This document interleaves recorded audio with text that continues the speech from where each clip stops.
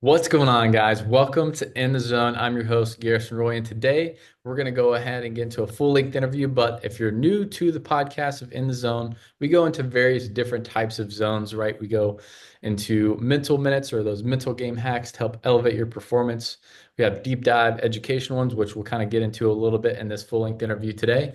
And then also I'll go on some rants here and there, kind of talking a little bit about maybe some current topics or some things or some BS that I see that I kind of want to call out and, just say my piece, so to speak, and go on rants with it. But if you got any questions, comments, anything else that you want to hear us touch on, you can email that in or text us in the link below. But without further ado, we're going to go ahead and bring on Kaleb Werslans. He is with Game Time Nutrition. What's going on, Caleb? What's going on, man? Dude, super pumped to have you. I know nutrition can be kind of a sensitive topic amongst certain people, but I wanted to kind of go over really a little bit of everything, right? Like going over just general nutrition, going over the supplements, which, I think people talk too much about the supplements and maybe not too much about just the main groups of foods, but also want to kind of hear your story and how you kind of started out in this and what gravitated you to be more of a nutrition coach for, in creating game time nutrition. Yeah, man, absolutely. Where do you want to start? Yeah, I mean, I'd say what was it basically from your playing experience? Did you have a situation when you were younger that maybe kind of helped you narrow in on the nutrition side, or did you just kind of see that gap as you were coming up in your own playing career? Yeah, man. So nutrition for me, I always tell people this wasn't like an accounting job that I just fell into or got a degree in. It was a passion project for me and something that significantly impacted my life in several different evolutions, is what I say. So, I was a skinny bastard coming out of high school, 168 pounds. I had some talent, a little bit of pop. I hit over 700 majority of my senior year, almost got entered into top 10 batting averages of all time. But this is something I always go over with guys on consultations is, passing the eye test, the psychological test with coaches, and not a lot of schools wanted a 168 pound, 6'2" corner infielder and outfielder. So that was always something that I would say maybe I struggled with. You have the fat kid syndrome that some people experience growing up. I had the skinny kid syndrome. So, that played into self-consciousness, some confidence aspects of things in between my freshman and sophomore year. Went down to Arizona, had a pro style off season, literally just went all in on eating, sleeping, training 6 days a week. And I went from that summer, I put on 30 pounds, and it was the course of a calendar year, went from 168 to 220 pounds. So that was kind of my first foray into nutrition, was seeing the impact and what I could do and completely turn things around in a lot of ways with the nutrition, which was always a missing component. I hit the gym pretty hard, but not a ton was happening because I was missing that aspect of the game. And I always tell people that, your training loads the gun, your sleep, your recovery, your diet, fire the bullet. If you don't have that second part of it, not too much is going to happen. So that was kind of the first evolution of that. Second evolution was health wise. So I got to a point where, I was putting on muscle. I had the bulking side of things. I was more confident. And then I had some health issues that started popping up, specifically some autoimmune stuff where I was laying in bed for 1 to 2 weeks at a time. It was a condition called iritis. I think there was a different name, which it actually ended up being, but essentially it felt like somebody had a knife in my eye. It was an inflammatory thing where my immune system was attacking and I couldn't see. I was sensitive to light, and I had 2 or 3 bouts of it in a year's time course. And so then I started diving more into like the quality of my nutrition, stress management, supplementation, and sleep specifically. And that was kind of the next evolution of seeing how I could completely change things around from a health point of view. So my background comes from it directly impacting my life, my playing career, going from super skinny and weak to bigger and stronger, healthier, and impacting overall quality of life, even just down to how I felt. And so that turned into an obsession, something that I continued along throughout my playing career to the end. By the end of my senior year, I was kind of the guy that everybody came to with fitness related questions, nutrition related questions, supplement questions. I was always the guy that was spending the majority of uh, my FAFSA money and my scholarship extra money on supplementation and doing the research in that. So it's always been kind of an obsession since that point. And since then, that carried over into, I was initially in the fitness, the strength coach world. At the same time, nutrition always kind of played third fiddle. The week after that I graduated, I was already having teammates that were paying me to write meal plans, but I always looked at it that I needed a real job throughout that time period. So I went from, being a lead trainer at several gyms. I was the GM of a gym. I was, doing a lot of programming for some like NWAC schools up in the Pacific Northwest, those JUCOs for strength. So strength was kind of my foray. But throughout the course of those 4 years, I was always doing nutrition. Like I was working another job and I was working with NBA athletes. I was working with MLB. So I had several years under my belt of working with professional athletes, developing systems, getting people results. And then eventually it was like, I need to see what I could do with this. I need to see where I can go with it. And that's where Game Time Nutrition spurred. Went all in on that. I'd say I've had some pretty rapid success over the last few years with that because I had a good establishment built up with what I was doing. And that's led to where we are today and helping primarily athletes, high school, college, professional. We're starting to get more into the busy professionals who are also doing athletic events like 100-mile races and Ironmans and powerlifting competitions, but with a focus on the Trojan horse being diet specific, but a holistic catalyst that you can't be talking about your diet if we're not addressing your sleep. If we're not looking at blood work and wrapping all those things together, in what I call building out a map for somebody. So if I just throw a meal plan, or if anybody just gets a meal plan, it's not enough for 99% of people, right? It's not an information issue that most people have because you could go to Google, you could go to ChatGPT, yet why do most athletes still struggle with hitting their goals, whether that's on the field or in the weight room? Why are 50% of the population pre-diabetic or obese when we have access to all this information, right? Everybody knows about the gym or has a gym membership. We know about macros, but nobody's doing what they're doing. So they're not Everybody doing what knows the right information and we're overloaded with information, but it's the discipline and implementation that's, the major key. exactly. Exactly. So, we focus on the premise of building somebody a map with what I do. So that map is an acronym for mindset. We need to change our relationship with how we view a diet. My relationship back when I was still skinny and not making progress it wasn't a super important part of it that, I need to lift weights and be in the weight room in order to gain muscle mass, get more explosive, get more power. And so tying a mindset shift with clientele back to, all right, maybe you want to gain some muscle, lose some fat, but beyond that too, like what's the big why for when we actually get the ball rolling with this, that's going to keep you on track with things, right? Because if it's just where the buck stops at muscle gain and fat loss, that's not going to be enough because this is the least sexy part of the equation. It's not like going to the batting cage. It's not like pitching off a mound, going to practice, or going to the weight room. It's pretty monotonous. It's pretty boring. And you got to do that for a long amount of time. But if we can tie that back to a bigger why and a bigger goal, getting drafted, going D1, you're going to stick to something a lot better than if the buck is just stopping at, I want a six pack or I want to gain some muscle. So mindset adjustment, changing our relationship with how we view nutrition, food, accountability. So, whether you like it or not, you're a coach of coaches. Sometimes, and a lot of times, it's not new information you need. You need to be reminded of certain things, and you need somebody in your corner keeping you accountable. Especially if you're somebody that's not accountable to yourself and you have a hard time with that. Well, you need some catalyst for change. Get some accountability in some other fashion, especially with nutrition. Ends up playing a big part, whatever that is. Working with a coach, being involved with somebody that's going to help you go along that process and do it with you. And then the P in building a map is, personalization. A lot of people, they go get their macros on MyFitnessPal. They Google a meal plan. They do a crash diet or a fad diet, carnivore, keto, whatever it is. Yeah. And most people don't stick with that because it's not personalized to their lifestyle. It's not personalized to their goals, what they're doing in life and who they are as a person. So our whole thing is bringing it back to building a map for clientele and the people that we work with. I love it. I love that acronym too. And you're also kind of building a picture where it's like, hey, where are you on this map?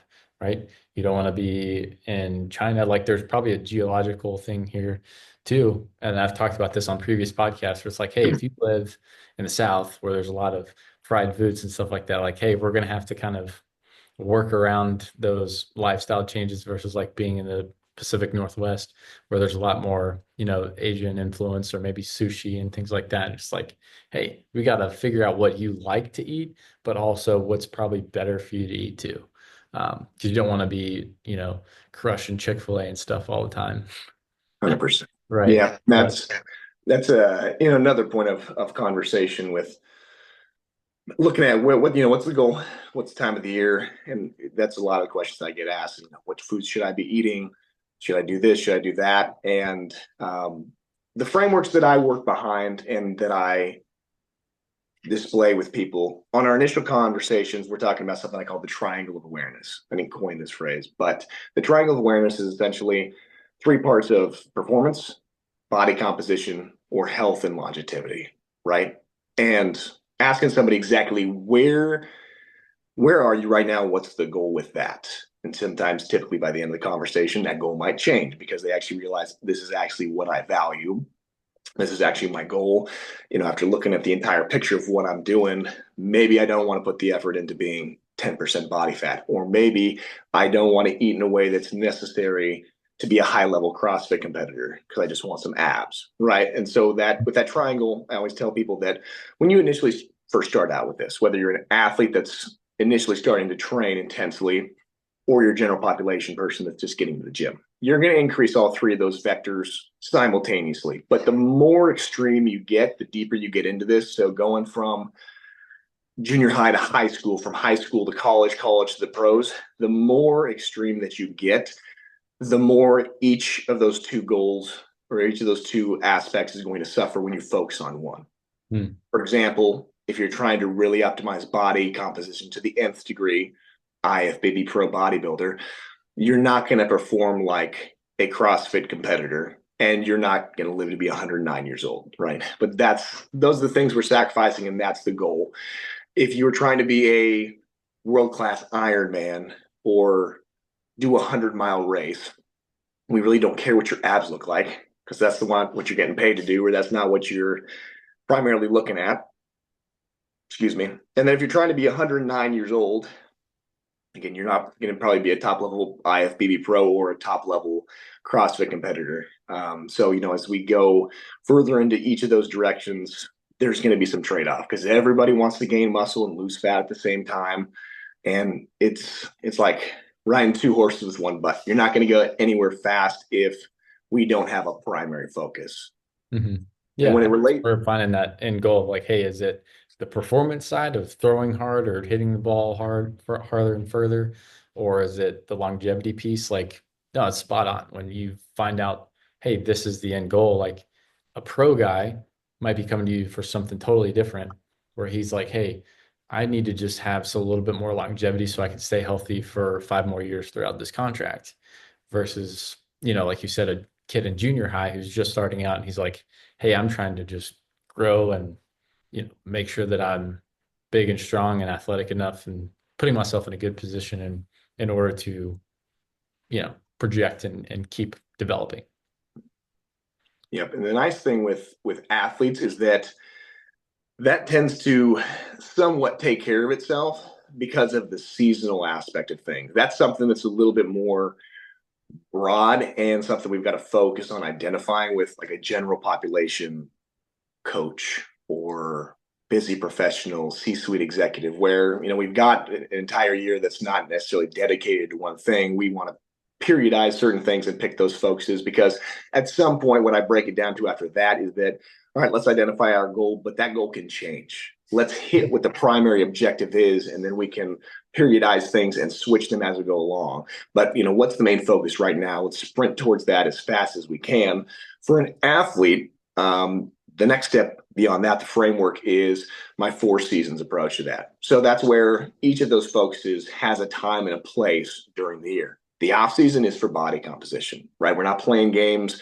We're not stepping onto a field where we're worried about performing at the highest level. We can get a little bit uncomfortable for trying to cut. We can get a little bit hungry. We don't worry about a little bit of a decrease in performance because, we're looking at the long-term obtainment of that goal helping with whatever we're going towards. If we're trying to gain weight, we can be pushing meals every 3 hours and get a little bit uncomfortable and maybe feel like taking a nap half the day because we're not worried about games. So that's where the off season, we're dedicated to body composition goals.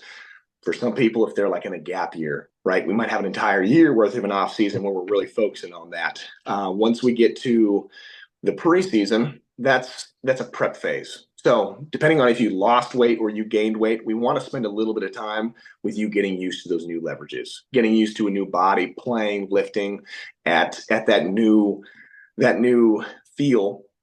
The more weight that you lost, the more weight that you gained.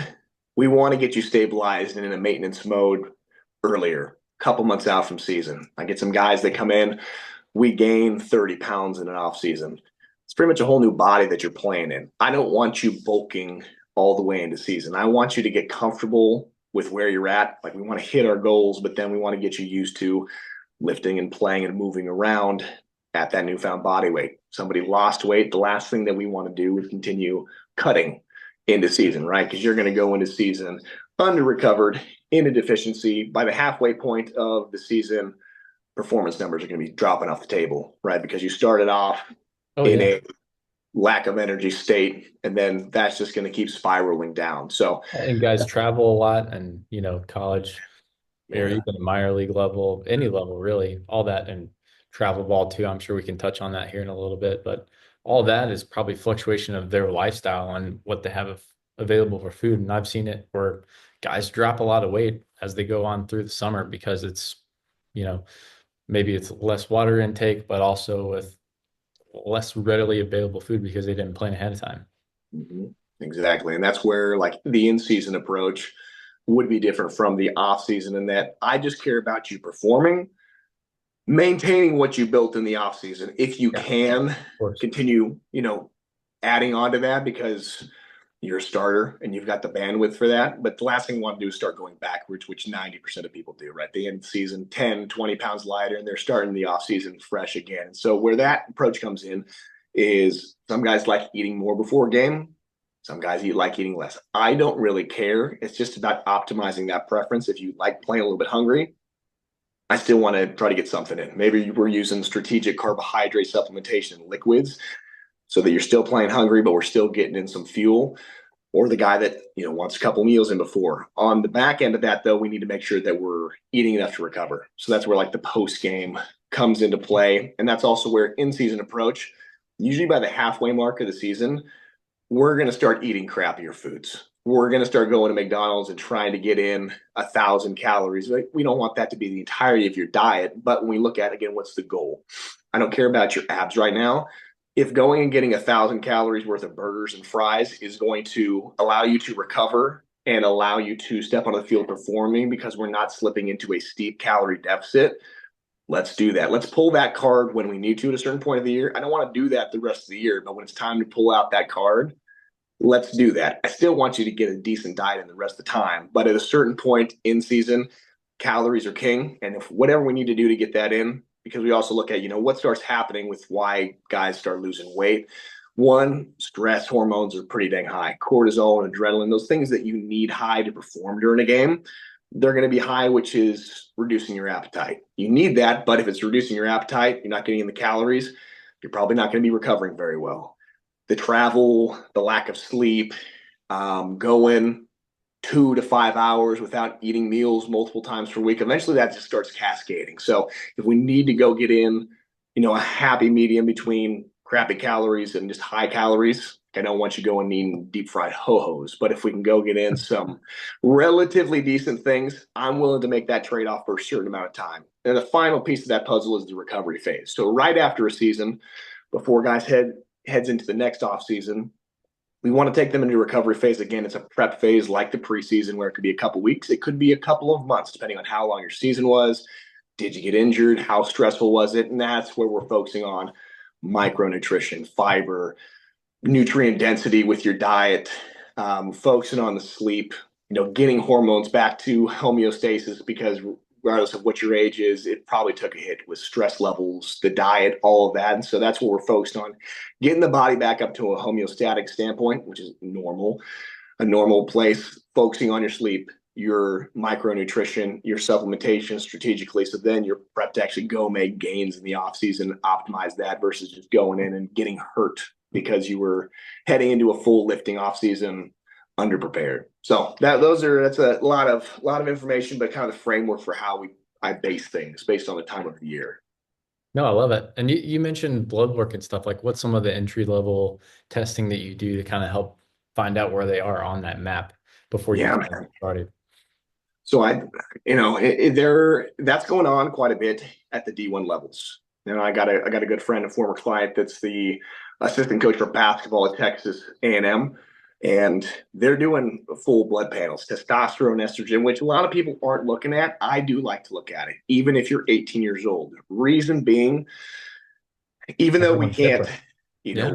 be working along like TRT implications, it still gives us an idea of like, where's your sleep at? Where's your stress levels? Could we put in some strategic like micronutrition? Like if guys are not eating a micronutrient dense diet, we're going to see that show up on testosterone panels, thyroid, estrogen. So even if a kid is young, and a lot of people look at you sideways thinking that you're getting 18-year-old tested for hormones, I've still seen 18-year-olds get tested with a 300 total testosterone, which is equivalent to being good for an 80-year-old man. So Wow. that's Yeah. something is a hormonal panel side of things. And second would be like micronutrition. So seeing where's your vitamin D3 at, where your B vitamins, all of those things that can make an immediate impact on your performance, your injury prevention. And then, I think it's, even though it's not as important when you're young, unless you are obese, but looking at general inflammatory markers, glucose, cholesterol numbers, triglycerides, it still gives us an idea of what's going on underneath the hood. So that would be kind of the order of what we look at, and depends on the person, depends on what age they're at. If they're 25, when you look at the entire gauntlet. If they're 18, we might just be focusing more on micronutrient testing. No, yeah. No, I love that though, because you're getting like you said, a little bit better idea of what's under the hood. And you can't just throw that blanket, nutrition plan of whatever, MyFitnessPal spits out at him, which, if you're starting from square one, it might help a little bit to at least track and start somewhere. But to get a lot more specific and a lot more detailed, you gotta start there too.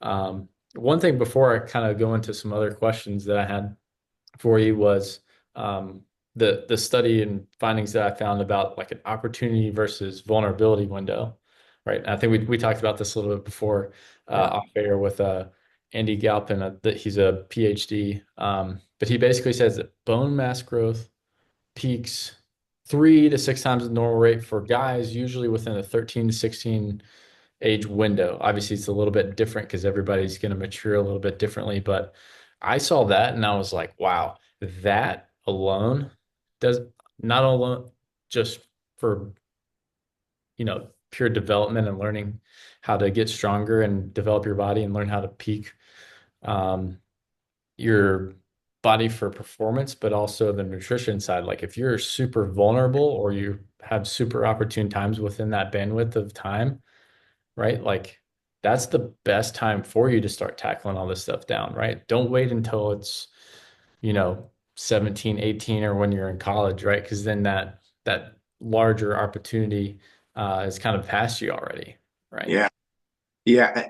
And a lot of people don't dive into that or realize that, but we can take that back to, just the puberty realm. And we do see things during that age, not just with maybe like the growth plates in the bone, but also delayed puberty.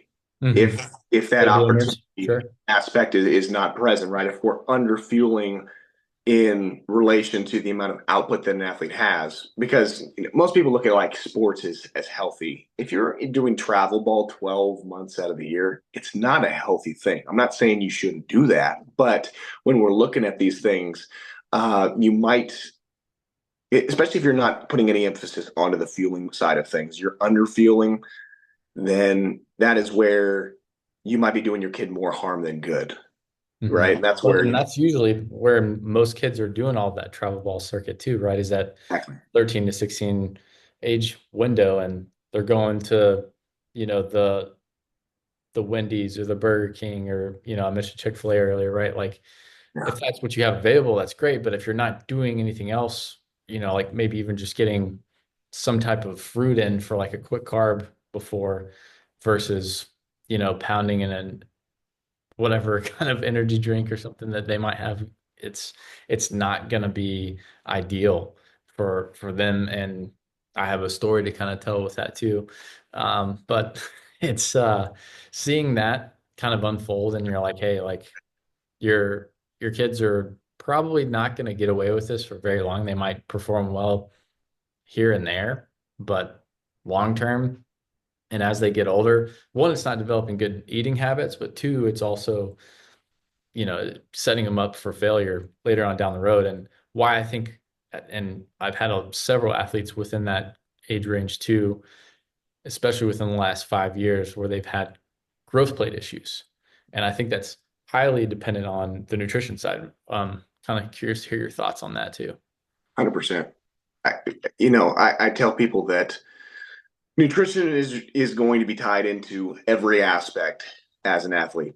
Injuries, we could probably tie that back to something. Micronutrient deficiency, electrolyte deficiency, sleep, potentially. When we look at recovery, when we look at fat loss, it's all tied in there. Immediate game day performance. You can tie it back in some way to nutrition optimization or deficiency.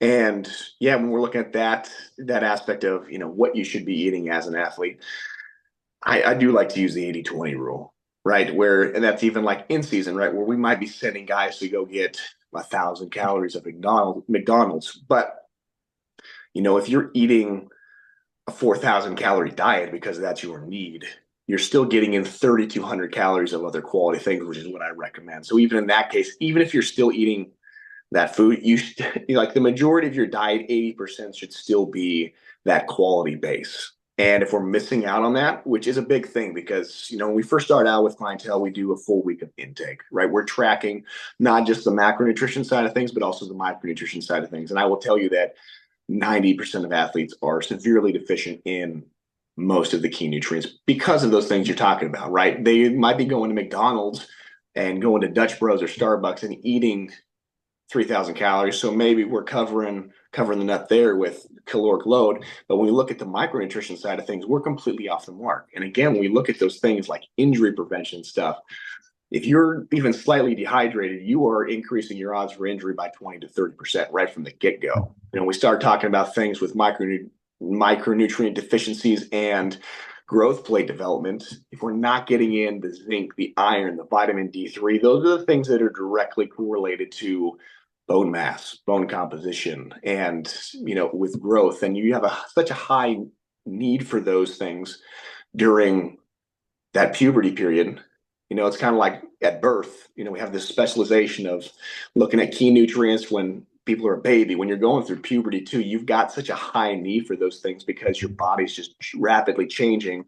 You're requiring so much fuel, both on the caloric macronutrition end, but also on the micronutrition end. And then you look at, like, as an athlete, you are excreting a lot of those things from sweat, 3-hour practices, lifts, so that you automatically have a higher need. And when you're not even hitting their daily recommended intake for the average Joe Schmo, and then you're significantly below what the recommended daily intake would be as an athlete who's losing magnesium from sweat, who's losing B vitamins at a faster rate, we see some of those things start to cascade for sure. Yeah. Oh, and this kind of segues perfectly into the story that I'm about to tell you. I'm sure you probably heard a few of these before, just a nightmare, but it was back whenever I was playing travel ball circuit, heat of the summer. So you already can expect it. And I'm already like a heavy, perfusive sweater, right? So whenever I play or I pitch, right, you can see sweat like dripping off my hat. Like that's how bad it is if I'm going long throughout a game. Yep. And so obviously heat of the summer, we're playing triple headers. I didn't pitch. I was just playing the outfield the whole time. And in between the second and third game, we were doing some underhand toss and obviously didn't have much food, right? I think the only thing I had was like maybe the hotel breakfast and then like a baconator or something like that, because, travel ball aspect. Yeah. Anyway, so we go into that and calf starts to cramp up. I'm like, oh man, okay, hey, I need to go just get some salt tablets or something. As I'm walking away, other calf cramps up. Then my back cramps up. Then my entire body starts to cramp up. I'm like, oh man, just laying here. I'm like, I can't do anything.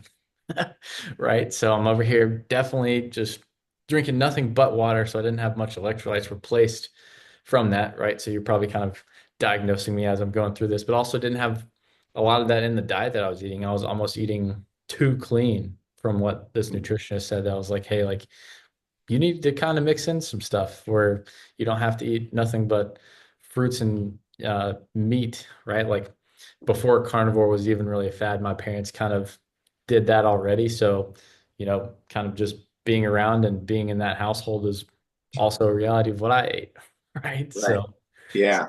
yeah, Give me one second. I'm it's gonna a shut my crazy door. story for sure. But One second. you're good.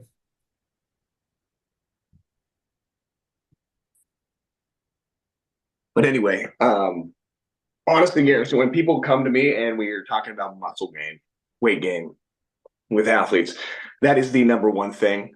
Typically, it's typically that they're not eating.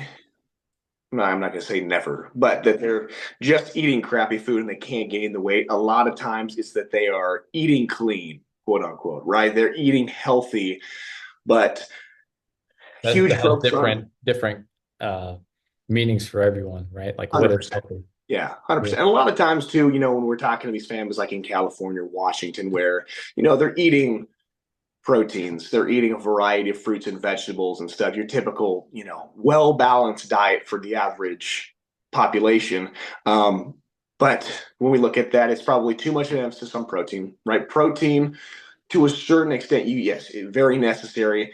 Less of a focus when I'm trying to bulk somebody than it is when I'm trying to diet. We still want to hit a certain threshold, getting that zero point 0.8 grams up to a gram per pound of body weight. But a lot of times guys are like, man, I'm just pounding protein 3 times, 4 times a day, and I'm still not gaining muscle, or I'm eating super well, but well is very subjective, right? And we're looking at they might be eating a lot of food quantity, but the calorie quantity is not matching up for where they want to be because a lot of clean foods are nowhere near calorically dense enough, right, to support that.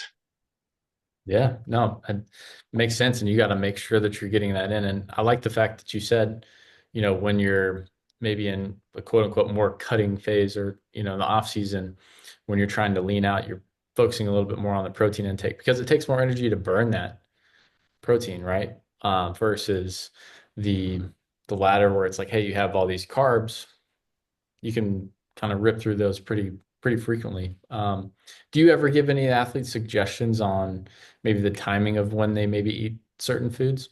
Yeah. So in a little background, we work on a software system that essentially completely customizes it based on an athlete's schedule, based on what their goals are, what foods they're going to eat, what foods we want them to be eating. So within that, it's essentially they're helping us build that out for them, and we completely go into you're be able to eat this at this time. The macros and calories are already factored in, so they're essentially following along to a program in terms of specifics. No, I love that. That's awesome. And Yeah. then as far as like the supplements go, right? Like I usually, and again, I'm no like nutrition specialist like yourself, but I always want guys to try to at least measure and get in check the of those macronutrients first Mm-hmm. before they do any supplements. Because, when everyone thinks about nutrition, they go straight to the supplements. Yeah. But I love the resource that you sent me before, and hope anyone who's out here probably reach out to Caleb, and he can probably shoot you that with all the different resources on when to take and which supplements to have for different types of the season. Um, but what is your, I guess, perspective on supplements and I guess better question for one is creatine. We're kind of going on this trend of younger athletes. How soon do you usually introduce creatine for guys? As soon as possible. Yeah, I love it. Yeah. Yeah. Whether you're 9 or you're 90, creatine is a top three recommended supplement. We know all the benefits, muscle health related. A lot of the emerging research is actually being done on brain health and has a big implication for older populations, right? Preventing neurodegeneration, Alzheimer's, Parkinson's. And so if that can help with that, plus, what are the biggest causes for elderly people with deaths? It's falls, right? It's muscle breakdown past the age of 65 at a very rapid rate. If we can use creatine to one, hold on to some of that tissue and also support mental health. And then, we get down to the athlete side of things of supporting explosive sports, helping with hydration by pulling that into the muscle and muscle growth. Yeah, I'm a fan of that, and I also tend to recommend it in higher dosages than most people are taking consistently. Really? Even at the earlier ages, or do you kind of start? Even at the earlier, yeah, and I mean it depends. Like I like using the 0.075 by kilograms of body weight. Yeah. So if you're 90 kilograms, you'd multiply that by 0.075, and that's going to get you around the number. I tend to like for a younger athlete, it depends on body weight, right? And so this is my perspective on this is that it is stored primarily in muscle tissue. If you've got more muscle tissue, why would we be making the blanket statement of 5 grams, whether you're 150 pounds Mm. or 250 pounds? So for younger athletes, the typical 5 grams, you're probably good up to being at the point of 180, 190, 200 pounds. But for some of these bigger guys, it doesn't make sense of why we would still be just doing 5 grams per day. And then also when we look at maybe you're a little bit older, or maybe you're that guy that just wants to ensure you're getting some of the brain aspects of it. Also, one of the things is like helping with acute sleep deprivation. So it's going to help you in those situations where maybe you didn't get quite the best sleep. Um, Super cheap. Unless you've got gut issues, it's not going to be causing any significant harm. So I tend to opt a little bit higher, typically like in that 10-gram range consistently, but sometimes I go up 15, 20 grams consistently every single Okay. day. Wow. Yeah. Yeah. That makes sense though. That honestly, first time I've ever heard that take on it. I've heard of, the old school of like the loading phase or whatever. And I was like, I don't know if that's really worth it to do more at the beginning and then wean off as you continue to go. But doing that relative to your body weight makes way more sense, to be Yeah. honest. Yeah. And I don't think it should be cycled. So if you want, so it's a saturation ingredient, right? You're only going to see the effects of creatine if you take it for a certain amount of time at a certain amount of dosage and hit that saturation. Like if you imagine your buckets or your body is a bucket, you've got to fill up that bucket before you really start realizing the significant effects of creatine. And Mm, so, sure. so with that higher dosage too, I'm also looking at we're ensuring that we're going to hit saturation. So like if a 250-pound guy is only taking 5 grams, I would imagine they might be under the saturation amount, right? They might not be getting enough to fully saturate their body, so they might not be getting and reaping the maximum benefits from that. So, if we can ensure saturation levels, especially with those bigger guys, I'm going to opt for a little bit higher of it. And when it comes to the loading phase, that's again, we're looking to try to hit saturation quicker and then keep it topped off with that 5 milligrams per day. If you're somebody that's a bigger guy, though, maybe you hit saturation off of 20 grams, but then saturation starts diminishing because we went back down to 5. If you're, maybe a younger guy that's smaller, that might be a good strategy because it gets you up to speed with seeing those effects quicker. But at the same token, if you just started taking 5 and you just took that every single day in and day out, year in, year out, you're going to get saturation or you're going to get the effects by just taking whatever dosage you're going to take daily and just doing that consistently versus that loading phase. I rarely recommend a loading phase. Sure. Yeah, no, I love it. And then I guess some of the other ones that you had on your list that I kind of wanted to touch on for the listeners, D3 and K2, which I think is very under, like, everybody talks about creatine or protein powder or like, the carb supplements and things like that. But I think D3, K2 has to be one of those up there. And we were talking about, bone formation before. I think that's huge because it helps that out a lot. Yeah. Um, when do you, or I guess, obviously you had that listed out for year round in and off season, but would you suggest that for a lot of guys early on as well? Yep. We've got kind of our basics that I would estimate 90% of the population, especially the athletic population, would benefit from, just because yeah, I've never seen blood work with vitamin D3 being too high. It's majority of the time always going to be low, especially based on, where you live in. So if you live in a place like the Pacific Northwest, if you live in a place that's super cloudy, you're not seeing the sun. There's also Or seasonal too. Like right now, this time of year, exactly. less sun, you gotta supplement that a little bit, right? And there's a genetic aspect of that. So that's where, like, if you can get blood work done, um, that's the best case scenario, because you might even be on a high dosage of 10,000 milligrams per day. I have seen people who needed to take like 50,000 IUs in a bolus dosage like once a month, right? Where they took that at the beginning for it to even start having an effect. These were obviously people that were tracking their blood work and getting it monitored. But for some people, you can get away with kind of the baseline, which, typical 2,000 IUs is the recommended safe place to be for most people. I tend to be on the higher realm of that based on, like you talked about, time of the year. I Mhm. think for athletes, even if we're not looking at blood work, 3 to 5,000 is probably a pretty safe bet for doing Yeah. that. But for a lot of people, if you're experiencing maybe some symptomatic signs of things like seasonal depression stuff, bone issues, going and getting that tested, you might need to be at these crazy ranges for it to actually move, because there's so much that goes into vitamin D3. It's not actually a supplement, it's a pro hormone. So a lot of things go into the conversion process of how it's actually absorbed. Like you take a water soluble vitamin, like B vitamins. A lot of times you take it, it goes in, you use it as needed. With vitamin D3, it's got to be activated. That's where, like, if you don't have enough magnesium in your body, you're not going to activate vitamin D3 to be doing what it Yeah. needs to do. That was going to Um, be my next question, was like, because there's so many different types of magnesiums, right? And I even did a post about this a while back. I currently myself do magnesium chloride with D3 and K2, but yeah, I'm curious to hear if you know which magnesiums might be best. yeah. And so I personally take a supplement that is 7 different forms. So I'm getting a little bit of all of that. And then I top it off with magnesium threonate for my sleep, because I got a Sure. 11-month-old Yeah. baby. So I'm looking after my sleep in any way that I can. My most recommended source of magnesium, though, is magnesium glycinate. Just seems to kind of hit on those things with, helping with skeletal muscle recovery.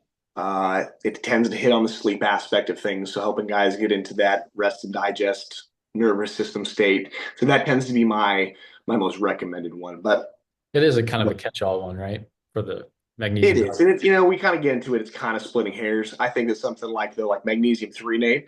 Well, I do notice it's more effective maybe for sleep.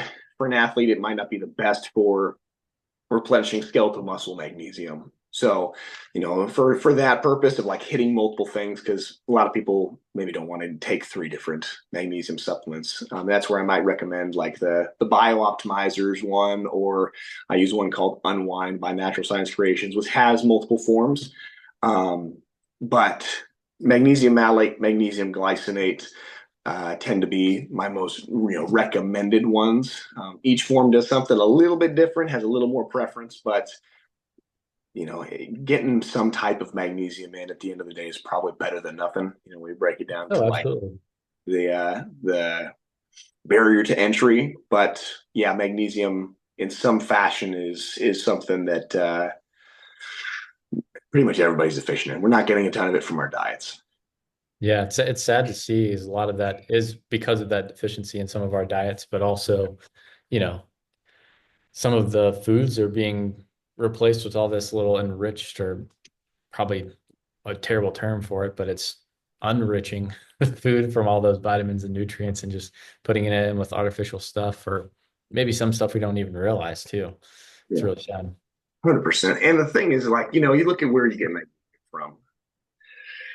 In the amount that you need, like we look at like dark chocolate, and we look at spinach, and you don't see a lot of people that are eating cups of spinach per day and dark chocolate, and a lot of these things that would get you up to like the total daily recommended intake. And so that becomes a factor as well. Like, we talk about like omega 3s. Not many people are going to sit down and eat sardines three times a week. So an omega 3 supplement is probably going to be effective for most people, just because I might Sure. be a weirdo.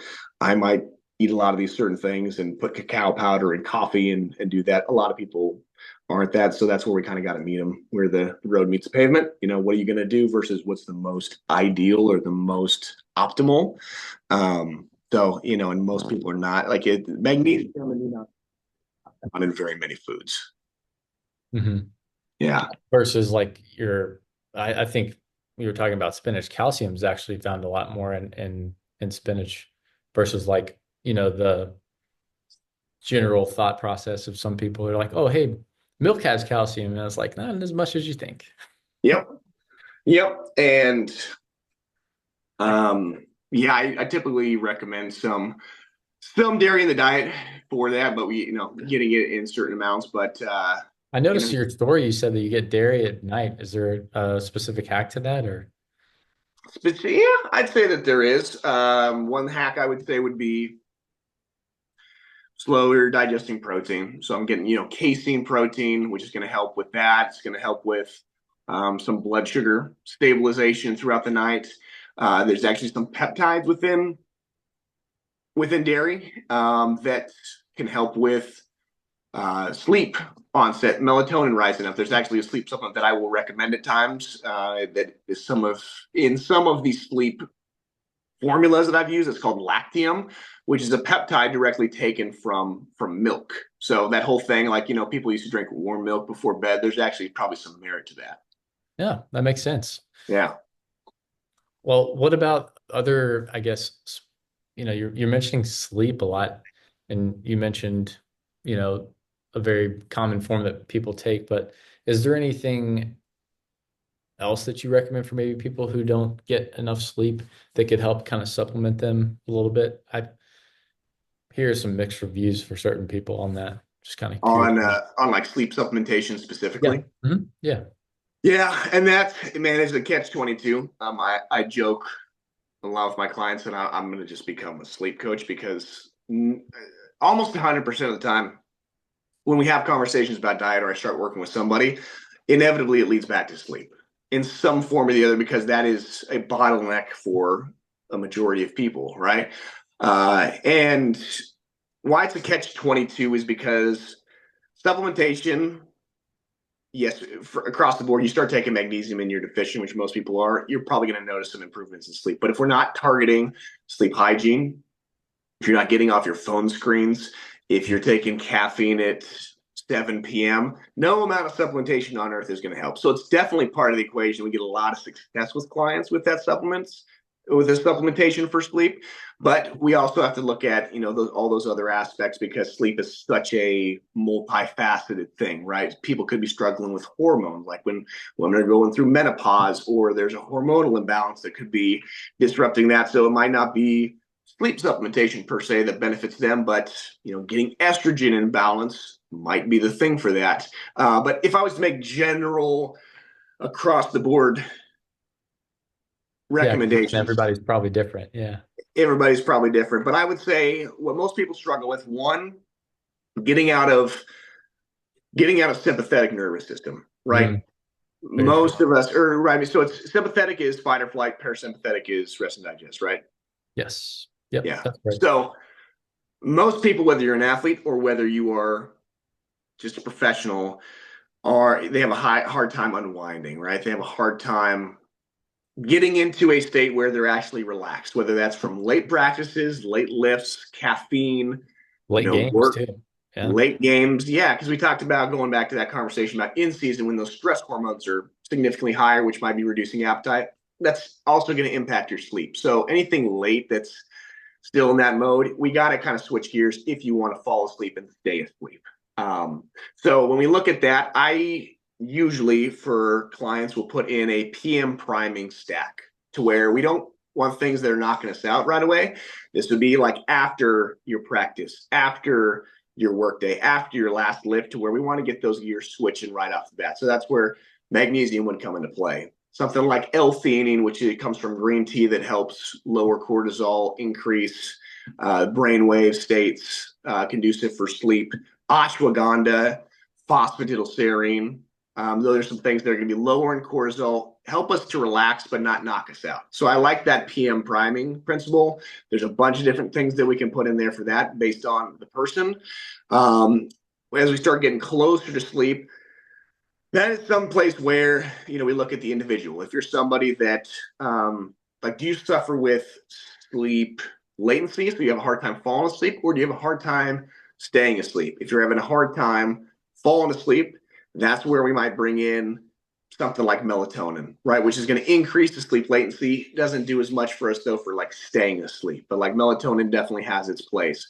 A lot of people don't look at this, but it has a ton to do with your sleep is your micronutrition. So on top of like magnesium, B vitamins play a big role in that because we look at uh, what needs to happen with conversion processes. So going from serotonin to melatonin, which is needed for falling asleep. If we don't have enough vitamin B6, we're not going to convert serotonin to melatonin. So putting some P5P vitamin B6 in there with your magnesium could be helpful for certain people. If people have a hard time staying asleep, a lot of times vitamin B5, pantothenic acid, could be beneficial because that's going to help with the melatonin, like recycling and staying in there in the body. Because a lot of people, if you're waking up at night, it could be your melatonin is running out. And so that vitamin B5 helps with that whole process of that. So, we'll pull out some big guns if we need to, some things that are a little more detailed, like GABA or phenibut at times. Phenibut's just a synthetic form of GABA that if somebody really struggles with sleep and we need something that's kind of that in between natural supplements and a pharmaceutical sleep Yeah. agent. Phenibut's not something we want to abuse because you will build up a tolerance and a dependence on it for falling asleep. But every once in a while, once or twice a week, depending on the type of the year and who you are, we might pull out that card to use for sleep. But those are some things that can help. Your melatonins or things that are a little bit stronger right around bed. Some PM priming with some of those things like L-theanine and ashwagandha. But then also, we can start talking about your CBD. Potentially, I use CBD for getting some deeper state sleep. Doesn't necessarily help me fall asleep, but I notice deeper states of sleep with that. And we could start talking about your micronutrition. We start talking about your macros. So getting some carbs before bed can be really helpful for a lot of people. Getting off your phone screens, taking a hot shower and a sauna. So, but supplementation wise, getting back to your question, those would be a few things. I love that. Hot showers and everything too. I kind of naturally just gravitated towards doing like warm to cold in the morning to just kind of wake me up. But then if I were, you know, closer to bedtime, it's always just straight warm, never cold. So it's kind of funny how that works out. Right. But yeah, I think the only other questions that I had were for guys that have, maybe special needs as far as like gluten intolerances or diabetics. Do you work with those types of guys too that, may have a lot more intricate attention to detail with that? I have. Yes, I have. And so again, it's person to person dependent. We need to identify, like, is it a gluten intolerance or is it a gluten allergy? Right. Mm. There's a big Sure. difference from there. And when we talk about intolerances versus allergies, gluten intolerance, lactose intolerance, Yeah, that's most enough. people, Yeah. right, their initial input would maybe be going away from that. I disagree with that approach because if it's just intolerance, you would actually eventually be able to overcome that by gradually exposing more of that, like a slow exposure to poison, right? A little bit of lactose. The issue becomes like if you're just intolerant with something, I keep zooming in and out of this, is eventually if you don't use it, you lose it. So eventually you'll kill off the lactase enzymes and your gluten enzymes if you're never getting that back in. So then at some point in life, you decide to have ice cream, you decide to have some bread, and you went away from that completely. It's going to be twice as bad because your body's no longer processing it at all. Versus if you slowly spend a couple of years, increasing the dosage of the poison, you'd eventually be able to overcome that. When it comes down to like full blown allergies, though, one, checking and making sure what you're eating doesn't have that because you might, see like oats. Oats on the surface are, for the most part, gluten-free. But if it's manufactured facilities and stuff, you probably need to make sure that that's being taken care of. That's where I think that there's a lot of benefit with like your rice-based sources, your Oh rice-based yeah. pastas, your rice-based pancakes. I tend to drive a lot of caloric load from rice-based sources as it is. So for a lot of people, we tend to lean into their fiber coming from potatoes, fruits, vegetables, and then we really just lean into the rice-based sources. Yeah, and they're easier to digest too, right? Versus like some of the starchier carbs, like your Mm-hmm. and everything. Yeah, That makes yeah. total sense. And I don't like going completely away from those. Like people talk about oats and potatoes and stuff. And again, it matters what you're doing. But if you're somebody that's bulking, we're going to try to drive that from the rice-based sources that are easier to digest, that are in and out of your system, so that we can have another meal. If we're trying to do that with oatmeal, you're not going to make it.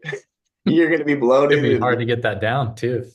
100%, It'd be tough. 100%. So yeah, allergies, so gluten intolerances, and then type 1 diabetics.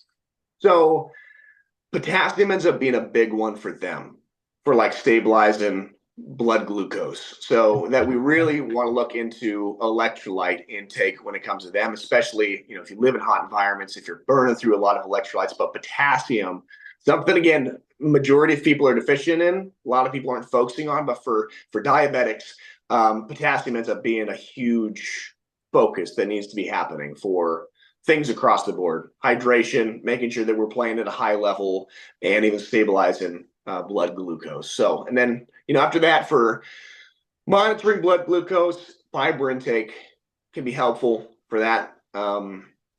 Whether it's supplementation or we're eating more fibrous, dense carb sources that aren't, having big fluctuations on your blood glucose.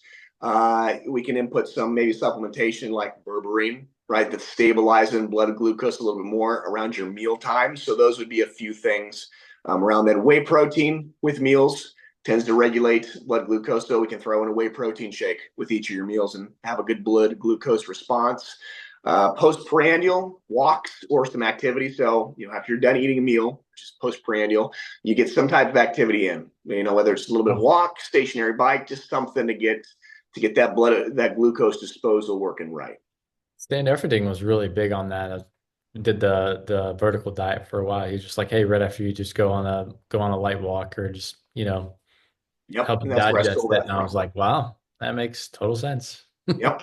So It there's does. actually some scientific stuff behind that. It's not just him throwing stuff out there. That's really No, cool. he's pretty good about stuff. I like the vertical diet stuff. Oh yeah. Well, I love the fact that he says like, hey, try to get as many nutrients as possible through food. And I was like, yeah, definitely want that versus, until you need stuff, right? So if you're testing guys, blood tests and they're super deficient, like you can't help but not supplement because there's no way you're gonna eat your way to a lot of those, you know, amounts that they're gonna be able to get, right? Yep. So, Yep. And that's always the goal. And also, time of the year too. Like if you start traveling or during the season, we know that when your team's eating out for 2 out of your meals, micronutrition is probably not going to be there. Let's put a multivitamin in, just to cover our bases. But then let's get back to trying to cover that from food when we can. no, I love it. That's awesome. Well, Caleb, that covered honestly a lot of my questions that I had for you. But before I let you go, man, I wanted you to go ahead and drop your socials and everything and how everyone can get a hold of you and be in touch. Yeah, man. So you can find me at gametimenutrition.net. We got our call scheduler there. Social media, Instagram, primarily where you can find me at Kaleb Werslans or at Game Time Nutrition, and email me at Kaleb Werslans at gametimenutrition.net. But most of that information can be found on the website or social media. And social media is probably the best way of getting in touch with me. Love it. Well, appreciate you taking the time, Caleb. Anything else you want to leave with anyone or any last words of wisdom? Last words of wisdom. If what you're doing right now is not working, you got to change the approach. Whatever it is, your diet, your lifting.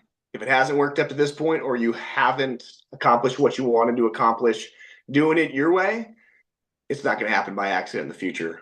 This is something I'm doing this because if I would have had access to me when I was younger, it would have been a game changer for my career. And now I try to help guys do that earlier on, and I'm not here trying to convince guys of things that they don't want to do. But a lot of guys realize it too late, right? They come to Mhm. me or they want to try to get help because they're in their senior year or they're coming to the end of high school and they're not committed yet and they want magic results to happen earlier on. You can invest in yourself and look at those things like we talked about, talking about nutrition for 13-year-olds. You're going to be so much further along, and investing yourself is never going to be a bad thing. Yeah, absolutely. Don't wait till it's too late. That's for sure. Exactly. I think the earlier the better, for especially nutrition, but really with everything performance. If you're really serious about getting to any level, right, you gotta leave no stone unturned. Yep, exactly, man. Awesome. Well, thanks again, Caleb. And for those of you listening, stay in zone.